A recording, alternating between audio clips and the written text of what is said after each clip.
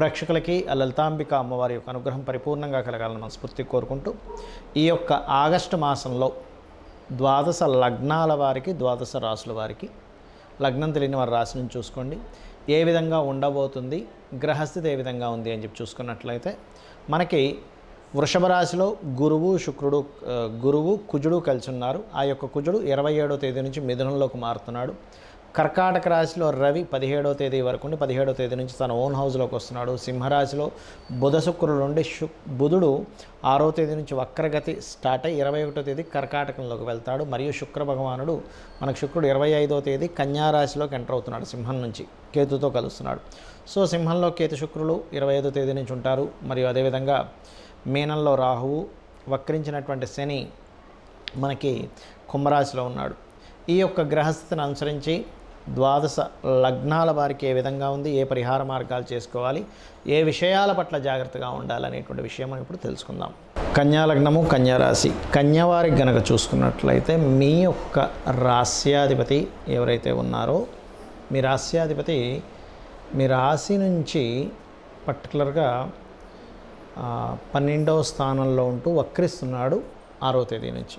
So 6వ తేదీ నుంచి వక్రిస్తే 21వ తేదీకి లాభస్థానంలోకి వెళ్తాడు. అంటే ఏమిటి, విదేశాల్లో ఉండేటువంటి వారికి కొంత మార్పు కోసం ట్రై చేయడము, అదేవిధంగా బిజినెస్ లైన్స్లోకి వెళ్ళడము ఇటువంటివి చూపిస్తున్నాయి. కాకపోతే మీకు లగ్నంలో కేతు ఉన్నందుకు కొంచెం మీరు తీసుకునే డెసిషన్స్ సహజంగానే కన్యా లగ్నం అంటేనే మేనేజింగ్ స్కిల్స్ ఎక్కువగా ఉంటాయి. ఈ విషయాల్లో కొంత జాగ్రత్తగా ఉండాలి. మరియు ఈ శుక్రుడు ఎప్పుడైతే 25వ తేదీ నుంచి లగ్నంలోకి వస్తున్నాడో, ఇది కొంచెం తండ్రి యొక్క ధనం విషయంలోని, బ్యాంకింగ్ రిలేటెడ్ సంబంధించినటువంటి విషయాలలోని కాస్త జాగ్రత్తగా ఉండాలి. ఎవరికైనా మనీ ఇచ్చేటువంటి విషయంలో 25వ తేదీ నుంచి అప్పటి వరకు ఎటువంటి ప్రాబ్లము లేదు. కొన్ని ఇన్వెస్ట్మెంట్స్ కూడా మంచి ఎందుకంటే 2వ స్థానంలో 2 శుభగ్రహాలు ఉన్నాయి కాబట్టి మంచి ఇన్వెస్ట్మెంట్స్ వల్ల కలిసి రావడము, కొంచెం ప్రయత్న సఫలీకృతం అవ్వడం, మీరు చేసే ప్రయత్నం ఏదైతే ఉంటుందో అది సక్సెస్ అవ్వడము, ఇటువంటివన్నీ కూడా గోచరిస్తున్నాయి.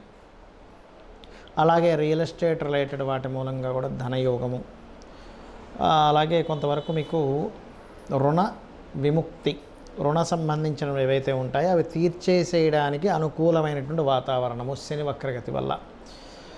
వివాహ సంబంధాలు, కాస్త విదేశీ సంబంధాలు కుదరడము, బయట దేశాల్లో ఉండేటువంటి వారు, ఇట్లాంటివి బలంగా చూపిస్తుంది. 9వ స్థానంలో 2 గ్రహాలు ఉన్నందుకు ఉద్యోగ మార్పుని, ఉద్యోగ సంబంధించిన విషయంలో ఉద్యోగం ఒకటే కాదు వ్యాపారం చేయాలనే ఆలోచనల్ని, ఉద్యోగాలు మారడాన్ని, ఇటువంటివన్నీ కూడా ఇస్తుంది. అయితే ఇక్కడ కొన్ని విషయాల్లో అధికారులతో సఖ్యత లేకపోవడం, పై అధికారులతో ఉండేటువంటి చిన్న మిస్కమ్యూనికేషన్స్ వల్ల విదేశీ అదే చేసే ఉద్యోగంలో మార్పులు చూపిస్తుంది. ముఖ్యంగా అంటే వారి మూలంగా మీరు ఉద్యోగం మారడం అనేటువంటి జరుగుతుంది అనేటువంటి చూపిస్తుంది. ఇక మీరు చేయవలసినటువంటి దేవత ఆరాధన ఏమిటి?